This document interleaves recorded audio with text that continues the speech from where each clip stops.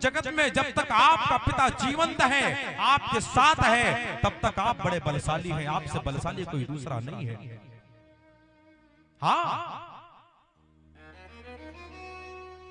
एक बार एक बालक के कमरे में बैठ के पढ़ाई कर रहा था। बालक के पिताजी गए और जाकर के बालक के सर पे हाथ फेरा, बोले बेटा जगत में सबसे शक्तिशाली कौन है? बेटे ने आवाज दिया, उत्तर दिया, बोले पिताजी मैं। पिता व्याकुल हो गए, फिर से पूछा, बोले बेटा इस जगत में सबसे शक्तिशाली कौन है? बेटे ने फिर वही उत्तर दिया, पिताजी मैं। पिताजी रोने लगे, कमरे से बाहर निकलना चाहा, चौखट पे आए, फिर से पूछा घूम करके, बोले बेटा सच बताना जगत में सबसे शक्तिशाली कौन है? इस बार बेटे का उत्तर बदल गया, बोले पिताजी आप। अरे पिताजी लौटे, बोले बेटा 2 बार आपने कहा कि मैं, तिबारा कहना कि आप, इसका कारण क्या है?